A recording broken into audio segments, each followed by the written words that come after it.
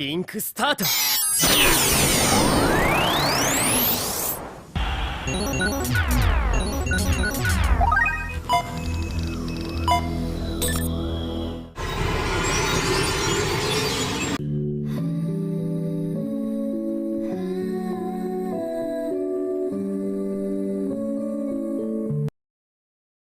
Pada suatu masa di negeri Fukasakama terdapat seorang raja yang bernama Matthias Feldanava.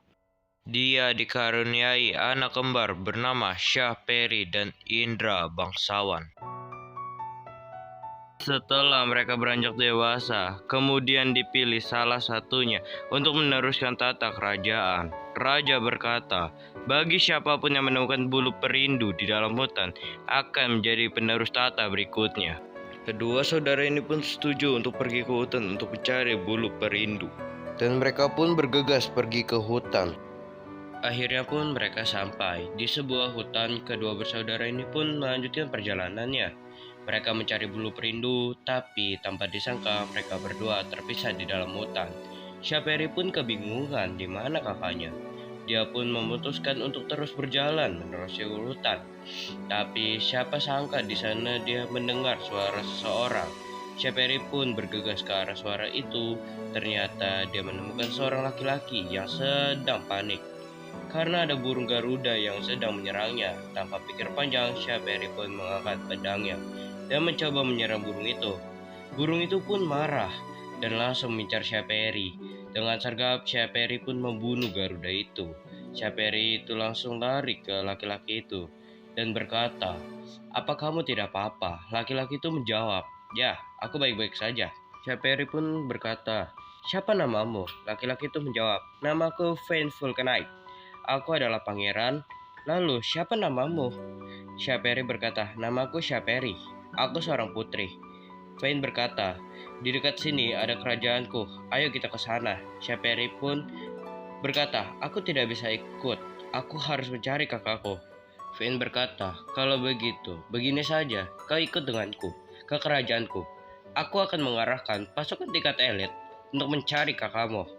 Syaperi berkata, "Kalau begitu, aku terima tawaranmu."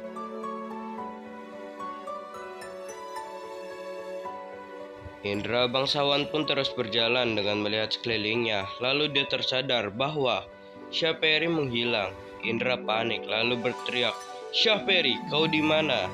Dia berlari di sepanjang hutan. Lalu tiba-tiba dia melihat seseorang yang bertubuh besar membawa seorang gadis cantik ke dalam hutan. Indra pun tetap berlari sampai dia bertemu kerajaan yang entah ada di mana. Dengan ragu, Indra pun masuk dan Indra berkata, "Semoga saja adikku ada di dalam kerajaan ini. Walaupun dia bisa jaga diri, tapi aku tetap khawatir. Mau gimana pun dia tetap adikku." Indra pun berjalan lagi sambil melihat sekitar, dan dia merasa bingung. Kenapa ada keramaian di sana? Tanpa pikir panjang, dia berjalan ke keramaian itu. Dia melihat raja yang sedang berpidato. Raja berkata, "Siapa yang membawa kembali Putri Kemalasari? Orang itu berhak menikahi sang putri, mendapatkan 80.000 koin emas, dan satu permintaan. Aku akan memberitahu ciri-ciri orang yang membawa putri. Dia berbadan besar, menggunakan jubah, dan membawa senjata, dan dia bernama Ganon. Jika ada yang bisa membawa orang itu ke sini, hidup ataupun mati, akan kutambah hadiahnya, yaitu 20.000 koin emas." Indra di dalam hatinya berkata, "Orang yang ada di dalam hutan tadi itu Ganon dan Putri Kemalasari. Dari yang kulihat, pasti tidak ada yang bisa mengalahkannya. Padahal adanya menggiurkan.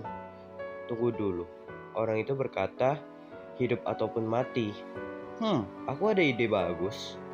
Indra pun menuju ke hutan sambil membawa barang.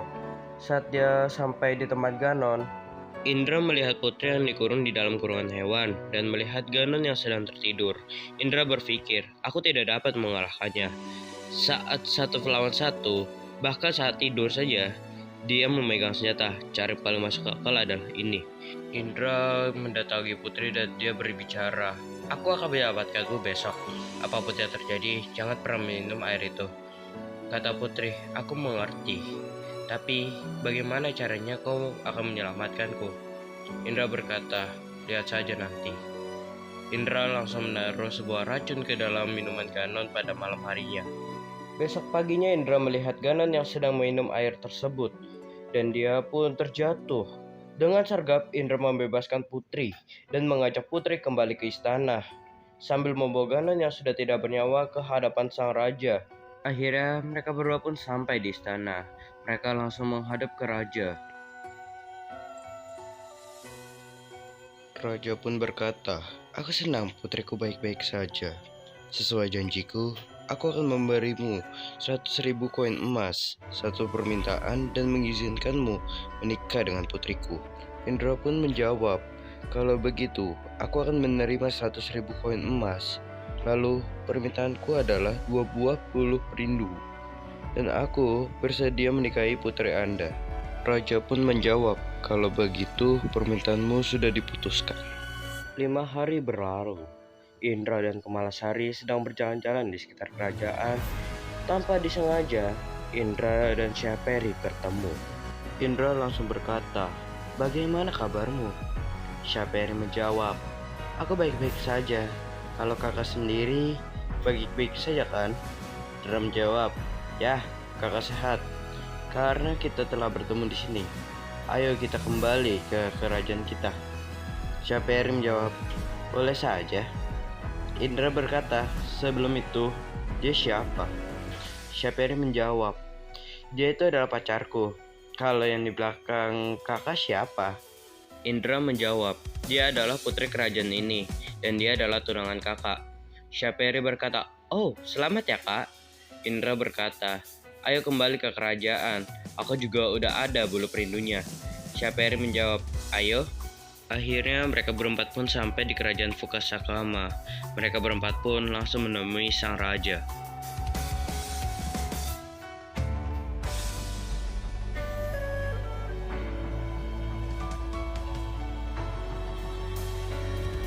Indra berkata, "Lama tak berjumpa, ayah." Raja menjawab, "Akhirnya kalian kembali dengan selamat ya."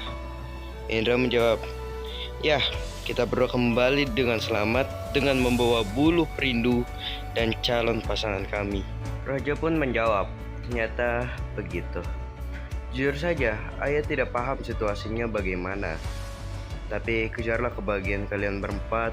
Ayah akan tetap menunggu kalian apapun situasinya." Indra dan Syahperi pun menjawab, "Terima kasih, ayah." Raja pun berkata, "Sebelum itu, nama kalian siapa?" Putri pun menjawab, "Namaku adalah Putri Kemalasari. Senang bertemu denganmu, Baginda Raja." Fane menjawab, "Namaku adalah Fane, Vulcanite. Senang bertemu denganmu, Baginda Raja." Raja pun berkata, "Kalau begitu, aku tidak akan bertanya apa-apa lagi. Kalian berdua, selamat ya sudah menakluki hati dari anak-anakku. Aku akan mendukung kalian supaya bahagia selalu." Kemalasari dan Fane berkata, "Terima kasih banyak, Baginda."